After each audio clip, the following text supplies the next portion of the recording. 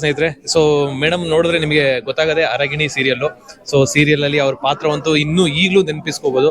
So ಇವರು ಹಗ್ಗ ಸಿನಿಮಾದಲ್ಲಿ ಏನ್ ಪಾತ್ರ ಮಾಡಿದ್ದಾರೆ, ಮತ್ತೆ ಈ ಹಗ್ಗ ಸಿನಿಮಾದಲ್ಲಿ ಇವ್ರ ಪಾತ್ರ ಯಾವ ರೀತಿ ಇರುತ್ತೆ, ಪ್ರತಿಯೊಂದು ತಿಳ್ಕೊಂಡೋಣ. ಮೇಡಮ್ ನಮಸ್ತೆ. ನಮಸ್ತೆ. ಅಭಿಮಾನಿ ದೇವರುಗಳೇ, ನಿಮಗೆ ಯಾವತ್ತೂ ನಾವು ಚಿರಋಣಿ. ಯಾಕೆಂದರೆ ನೀವು ಆಶೀರ್ವಾದ ಮಾಡಿ ಬೆಳೆಸಿರೋದಕ್ಕೆ ನಾವು ಈ ಜಾಗದಲ್ಲಿರೋದು. ಇದು ಹೇಳ್ಕೊಳ್ಳೋಕ್ಕೆ ತುಂಬ ಖುಷಿ ಆಗುತ್ತೆ. ಹಗ್ಗ ಸಿನಿಮಾದಲ್ಲಿ ನನ್ನ ಪಾತ್ರ ಬಂದು ಹೀರೋಗೆ ಲವರ್ ಇರ್ತಾಳೆ ಒಬ್ಳು, ಅವ್ರ ತಾಯಿ ಪಾತ್ರ. ಒಂಥರ ಬಜಾರಿ ರೋಲು, ಹೆಚ್ಚು ಕಮ್ಮಿ. ಆಕ್ಚುಲಿ ನಿಮ್ದು ಕಾಮಿಡಿ ಕಮ್ಮಿ ಆ ಥರ ಇರುತ್ತೆ. ಇದರಲ್ಲಿ ಸೀರಿಯಸ್ ಆಗೇ ಬರುತ್ತೆ. ಚೆನ್ನಾಗಿದೆ ಕ್ಯಾರೆಕ್ಟ್ರು. ಮತ್ತು ಡೈರೆಕ್ಟರ್ ಬಗ್ಗೆ ಹೇಳಬೇಕಂತಂದರೆ ಹೊಸಬ್ರು ಫಸ್ಟ್ ಟೈಮ್ ಮಾಡ್ತಾರೆ ಆ ಥರ ಏನು ಅನಿಸಿಲ್ಲ.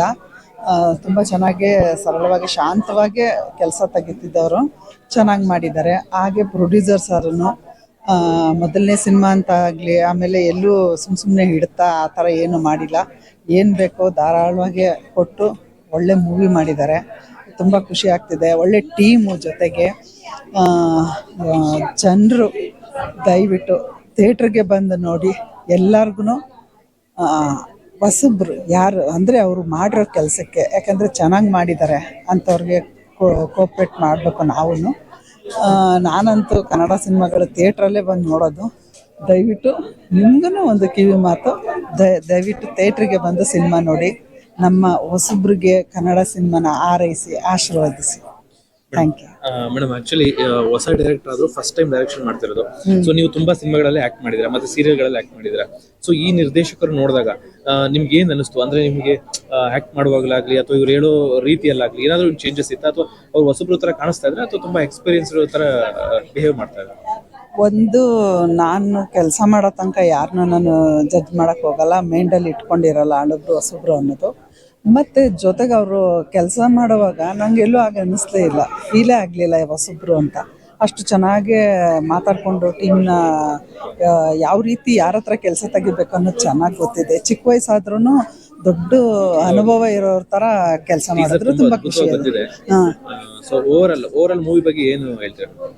ಇಲ್ಲ, ನನಗೆ ಅಲ್ಲೇ ಒಂದು ಅವ್ರ ಕೆಲಸಗಳು ನೋಡಿ ತುಂಬ ಖುಷಿ ಆಗ್ತಿತ್ತು.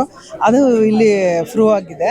ಅದನ್ನು ನಾನು ಫಸ್ಟೇ ಫೀಲ್ ಮಾಡಿದ್ರಿಂದ ನನಗೆ ಒಂಥರ ಖುಷಿ ಆಯಿತು ಹೊರತು ಆಶ್ಚರ್ಯ ಥರ ಆಗಲಿಲ್ಲ. ತುಂಬ ಚೆನ್ನಾಗಿ ಬಂದಿದೆ, ಒಳ್ಳೇದಾಗಬೇಕು ಟೀಮ್ಗೆ. ಆಕ್ಚುಲಿ ಇವಾಗ ನಿಮಗೆ ಗೊತ್ತಿದೆ ಈಗಿನ ಸಿಚುವೇಶನ್ ಯಾವ ಥರ ಇದೆ ಅಂದರೆ, ಕನ್ನಡ ಇಂಡಸ್ಟ್ರಿನ ಇಲ್ಲಿ ಸಿನಿಮಾ ಜನಗಳು ಥಿಯೇಟ್ರಿಗೆ ಬರ್ತಾ ಇಲ್ಲ. ಸೊ ಇಂಥ ಸಿಚುವೇಶನ್ ಇವಾಗ ಇದಾಗಿದೆ. ಸೊ ಅಂಥ ಟೈಮಲ್ಲಿ ಸೊ ಜನಗಳಿಗೆ ಏನು ಹೇಳಕ್ಕೆ ಇಷ್ಟಪಡ್ತಾರೆ ಅಂದರೆ ಆಡಿಯನ್ಸ್ಗೆ? ನಾವು ಲೈಫು ಅನ್ನೋದು ಎಲ್ಲರಿಗೂ ಹೊಡೆದಾಟನೇ. ಪ್ರತಿ ಹೆಜ್ಜೆಲ್ಲೂ ಹೊಡೆದಾಡ್ಕೊಂಡು ಬೇಜಾರು ಮಾಡಿಕೊಂಡು ಹಂಗೆ ಹಿಂಗೇ ನಾವು ಸಫರ್ ಮಾಡ್ತಾ ಇದ್ದೀವಿ. ಒಂದು ಸಿನಿಮಾ ಅನ್ನೋದು ಒಂದು ಎಂಟರ್ಟೈನ್ಮೆಂಟ್ ಅನ್ನೋದ್ರಿಂದ ದಯವಿಟ್ಟು ನಾವು ನಮಗೋಸ್ಕರ ಟೈಮ್ ತೊಗೋಬೇಕು. ಅದರಲ್ಲಿ ಆ ಟೈಮಲ್ಲಿ ಇದನ್ನು ಒಂದು ನಾವು ಇಟ್ಕೋಬೇಕು ಅಂತ ನನ್ನ ಅನಿಸಿಕೆ.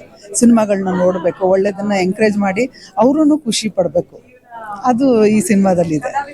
ಇನ್ನೊಂದು ಪ್ರಶ್ನೆ, ಆಕ್ಚುಲಿ ಇವಾಗ ಗೊತ್ತು ಕನ್ನಡ ಇಂಡಸ್ಟ್ರಿನಲ್ಲಿ ಯಾವ ರೀತಿ ಇದೆ ಅಂತ. ಅಂದರೆ ನಮ್ಮ ಕನ್ನಡ ಸ್ಟಾರ್ಗಳಲ್ಲಿ ಸೂಪರ್ ಸ್ಟಾರ್ ಅಂತ ಹೇಳ್ಬೋದು ದರ್ಶನ್ ಸರ್ ಅವರು ಈ ರೀತಿ ಒಂದು ಪ್ರಕರಣದಲ್ಲಿ ಸಿಲುಕಾಕೊಂಡಿದ್ದಾರೆ. ಸೊ ತುಂಬಾ ಕನ್ನಡ ಇಂಡಸ್ಟ್ರಿಗೆ ಸ್ವಲ್ಪ ಒಂದು ನಷ್ಟ ಅಂತ ನನ್ನ ಅಭಿಪ್ರಾಯ.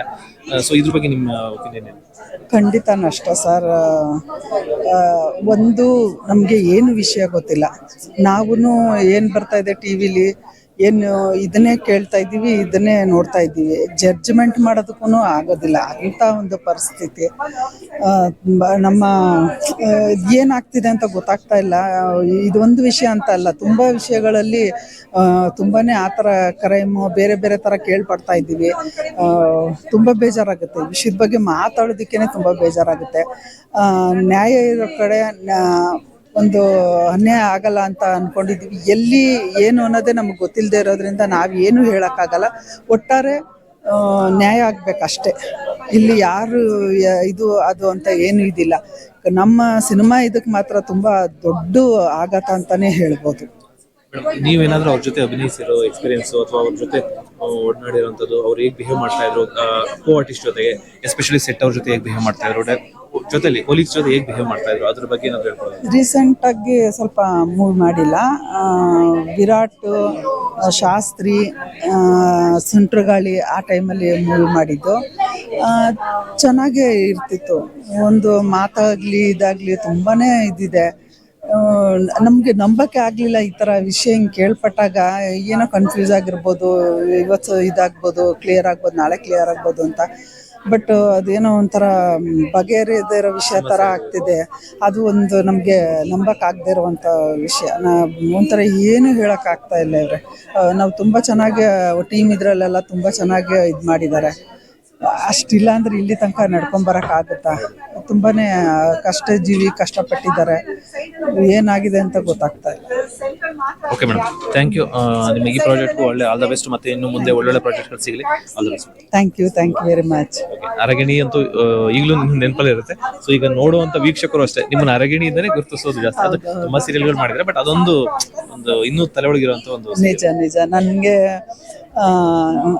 ನಾನೊಬ್ಳು ಕಲಾವಿದೆ ಆಗಿರೋದಕ್ಕೆ ನಾನು ತುಂಬ ಖುಷಿ ಪಡ್ತೀನಿ.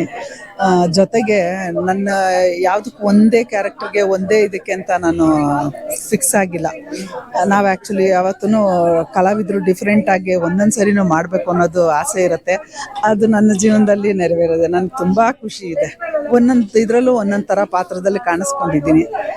ಸೊ ಆ ದೇವರು ನನಗೆ ಪ್ರತಿಫಲ ಕೊಟ್ಟಿದ್ದಾನೆ. ಅಂದರೆ ಅಣ್ಣವ್ರು ನೋಡಿ, ಅಭಿಮಾನಿ ದೇವರುಗಳು ಇವತ್ತರೆಗೂ ಕೈ ಹಿಡಿದು ನಡೆಸ್ಕೊಂಡು ಕರ್ಕೊಂಡು ಬಂದಿದ್ದಾರೆ. ಯಾವತ್ತೂ ನಾವು ಅವ್ರು ಇದನ್ನು ತೀರ್ಸೋಕೆ ಆಗೋದೇ ಇಲ್ಲ. ಅವ್ರ ಮನಸ್ಸಲ್ಲಿ ನಾವು ಎಲ್ಲಿ ತನಕ ಇರ್ತೀವಿ ಅಲ್ಲಿ ತನಕ ನಾವು ಬದುಕಿದ್ದೀವಿ ಅಂತ ಅರ್ಥ. Thank you madam. ನಿಮ್ಗೆ ಒಳ್ಳೊಳ್ಳೆ ಪ್ರಾಜೆಕ್ಟ್ ಸಿಗಲಿ, ಮತ್ತೆ ಇದೇ ಥರ ನಿಮ್ಮ ಕಲೆ, ನಿಮ್ಮ ಎಂಟರ್ಟೈನ್ಮೆಂಟು ಸೊ ಜನಗಳಿಗೆ ತಲುಪ್ತಾ ಇರಲಿ. Thank you very much.